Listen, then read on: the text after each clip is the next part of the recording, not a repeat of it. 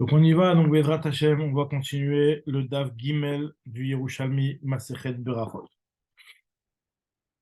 On est en train de parler du Zman de Ben Hashmashot, du nombre d'étoiles qui étaient nécessaires pour que ça soit considéré comme la nuit. Nous dit le Yerushalmi, Ada de Temar, ce qu'on a dit, c'est donc la sortie des 3 étoiles. Une étoile, c'était encore le jour, 2 étoiles, c'était Safek, 3 étoiles, c'était la nuit. Nous dit le Yerushalmi, on parle des types d'étoiles qu'on n'a pas l'habitude de voir en journée. C'est comme ce qu'on a vu dans le Bavli, quand on dit que c'est des kochavim chez Gdolim Anirim, lo kochavim Gdolim Anirim Bayom, lo kochavim Gdolim Anirim Balayla, et la Benonim, les étoiles moyennes. Donc, c'est ce que nous dit Yerushalmi ici. Ce sont ceux qu'on n'a pas l'habitude de voir en journée. Bram, Ilin, de Orchotehon, Mitramia, Beimama. Par contre, ceux qu'on a l'habitude de voir en journée, alors là, ceux-là, Lo Mesha'arin Be'on, on ne va pas les utiliser pour mesurer. Pourquoi? Parce que bien entendu, ça, ce sont des choses qui ne vont pas être un siman de la nuit, puisqu'on les voit même en journée. Continue le Yerushalmi, il nous dit. Amar Bioshi Berabiboun. Bilchot de Itramun Tlata Kochavin Bar Minhada Kochovata. Lui, il nous dit qu'il faut qu'il y ait 3 étoiles, à part cette étoile-là qui est connue, que même si mais c'est vrai qu'on la voit pas en journée, mais elle sort avant la nuit. Comme ça, dans l'explication de Raphaël Kenevski, il explique que à part cette fameuse étoile-là qui est connue et qu'on voit, certes on ne la voit pas le jour, mais elle est quand même pas un siman de la nuit. On fait référence à une étoile particulière. Maintenant, on continue le Yerushalmi, il nous dit Rabbi Yaakov Dromnaha Beshem Rabbi Yehuda ben Pazi. Il nous dit Rabbi Yaakov Dromna, au nom de Rabbi Yehuda ben Pazi, Kochav Echad Vadayom. S'il n'y a qu'une seule étoile, c'est clair que c'est le jour. Shnaim, là, il a à partir de 2 étoiles, c'est la nuit. Comme ça, lui, il pense, il ne dira pas que 2 étoiles, ça fait 3 étoiles la nuit. Lui, il dit qu'à partir de 2 étoiles, c'est déjà la nuit. Alors, la Gemara s'étend tout de suite, elle te dit, Veleitle, Safek, il n'a pas de Zman de Safek, d'après Rabbi Yehuda, Rabbi Yaakov de Romana, au nom de Rabbi Yehuda ben Pazi. Donc, dit la Gemara, Itle Safek. Il a un Zman de Safek, mais ce Zman de Safek, il est entre la première étoile et la deuxième étoile. Ben Kochav, les Kochav. Alors, nous continuons Yerushalmi et nous dit, Tane, on enseigne. Kolzman, Shepne, Mizrach, Dimot, Zeu, Yom. Tant que la face du Mizrach, donc on sait que le soleil se couche au Maharav. Donc quand le soleil il se couche au Maharav, donc normalement au Mizrach, ça doit commencer à s'assombrir. Donc on dit le Yerushalmi que tant que le Mizrach, donc l'Est, qui est le côté opposé de là où le soleil se couche, il est encore rouge, c'est encore le jour. Maintenant, Irsifou, s'il a commencé à noircir, mais un petit peu, pas encore complètement noir, hein, alors là, c'est ce qu'on appelle Ben Hashemashot. Non, Ishriru Bena Sa Elion Shavel Tarton, si jamais ça a complètement noirci et le Elion est devenu équivalent à Tarton, c'est-à-dire que la partie supérieure du ciel, ce qui est au-dessus de ma tête, il a la même couleur foncée et noire que ce qui est à l'horizon de l'autre côté là-bas à l'est, puisque sachant qu'à l'est, vu que c'est le côté opposé, c'est le côté qui devient le noir le plus tôt. Alors dans ce moment-là, c'est la nuit complète. Continue Agmara, il nous dit Rabbi Omer, Alevan Abitkufata. Lui, il nous dit que quand la nuit, la lune, elle est à son apogée, c'est-à-dire que c'est la pleine lune. Alors là, le moment où c'est la pleine lune, Itril Galgal Chama Leshakea, lorsque l'astre du soleil commence à se coucher. Donc là, on ne parle pas du coucher tel que c'est visible à notre regard, puisque ça, c'est pas encore la Shkia. Il faut que le soleil il est complètement disparu pour que c'est la Shkia. Et même d'après Rabbeinu Tam, c'est encore même après. Dès que le Galgal, donc l'astre du soleil, il a commencé à se coucher, donc dans les profondeurs du ciel, Vetrilat Galgal Levana la alot, et a commencé la lune à monter. C'est ça le Zman de Ben Hashmashot. Donc, sachant que, comme explique le Rav Chaim Kanievski, que normalement, la lune, lorsque c'est la pleine lune, c'est à ce moment-là où la lune, elle apparaît alors que le soleil, il est considéré comme couché. Et en réalité, il explique que, voilà, donc je vais juste lire ce petit passage-là, puisqu'il explique que au milieu du mois, c'est-à-dire lorsque la lune elle est en pleine lune, et que Là, on va considérer que la lune, elle va se lever tout de suite au début de la nuit. C'est comme ça que c'est d'ailleurs. Au début, lorsque la lune, elle est petite, elle sort déjà en pleine journée et elle se voit au début de la nuit un petit peu et elle se couche tout de suite. Maintenant, après, dans la nuit qui est un petit peu après, ça tarde un petit peu plus, ça arrive un petit peu plus tard et ça va se coucher un petit peu plus tard jusqu'au moment où arrive la pleine lune et à ce moment-là, la lune se lève au moment du coucher du soleil.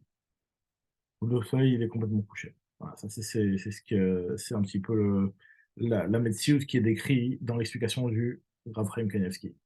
Maintenant, il continue ici au Shami en nous disant Galgal Chama sauf Galgal Chama le Shakea. Non, j'ai sauté un petit passage, je reprends. Rabbi Omer, Alevana Bitkufata, lorsque la lune elle est en pleine lune, Itril Galgal Chama le Shakea, le Galgal du Chama, l'astre du soleil qui se couche, Trilal Galgal Levana, la Alot.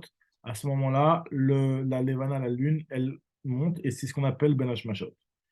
Ce Zman-là, il est considéré comme Ben Hashmashot. Pendant combien de temps encore, c'est pas précisé combien de temps, mais c'est à ce moment-là que commence le Zman de Ben Hashmashot. Amar Bichanina, sauf Galgal Chama le Shakea, lorsque l'astre du soleil a fini de se coucher dans les profondeurs du ciel. Utrila Galgal Levana la Alot, et la Levana a commencé à monter. Alors, qu'est-ce qu'il veut dire par là? Il explique après Kanievski qu'il n'est pas en réalité rolek sur ce qui a été dit juste avant.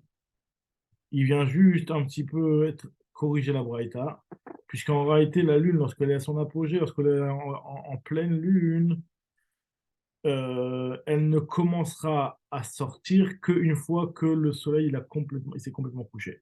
Alors que juste avant, Rabbi, on avait l'impression qu'il disait que il tril gagal chama le shakea, il commence à se coucher. Non, c'est seulement quand il a terminé de se coucher. C'est ce qui corrige. Et ça va un petit peu dans le sens de Rabbeinu Tam, d'ailleurs, c'est ce qu'il dit le Pirouche Jurash Cyrilio ici, il dit que c'est d'ici que Rabbeinu Tam il a appris, il a porté comme preuve dans le Sefer Yachar, à Fashita, de dire que Ben Hashmashot ne commencera que au moment où le soleil il a fini complètement de se coucher, c'est-à-dire en réalité 3000 écarts, comme c'est marqué dans le Ok. Continue le Yerushalmi, il nous explique. Rabbi Shmuel Bar Chia,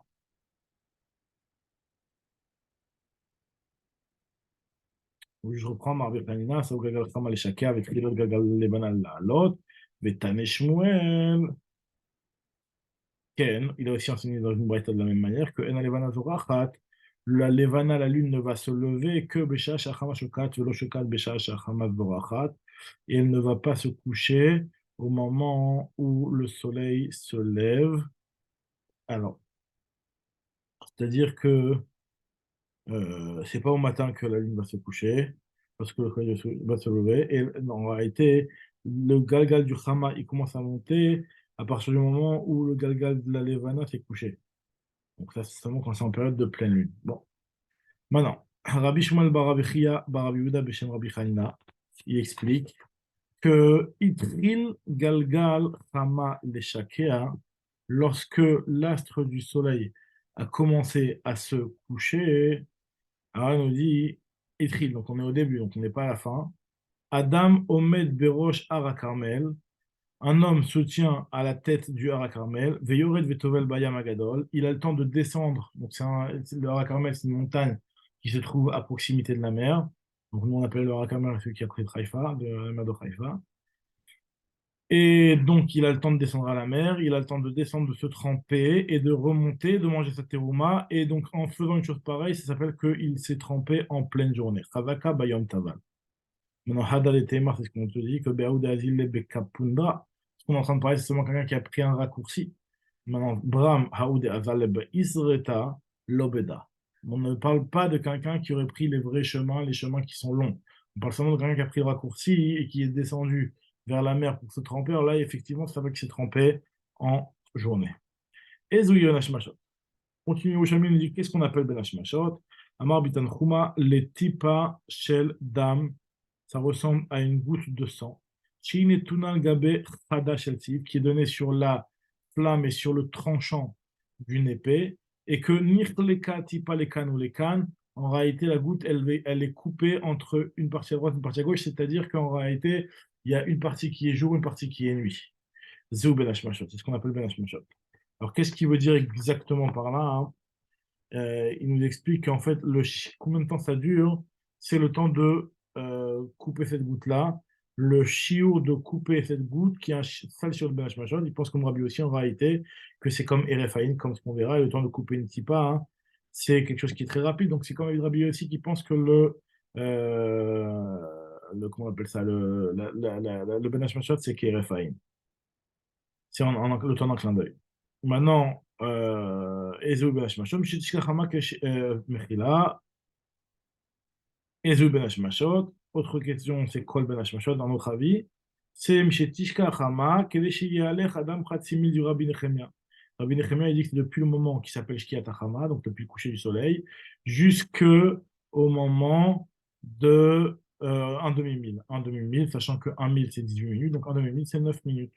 D'après Rabbi Nechemia, le Ben Hashmashot dure 9 minutes. Et Rabbi aussi nous dit que Ben Hashmashot Kerefaïn, ça dure un instant. Velo Yachlou la Amod Alaf Chachamim. Les Chachamim n'ont pas pu se tenir et savoir exactement combien de temps durait le Ben Hashmashot. En fait, c'est un instant, on n'a pas le temps de pouvoir le mesurer.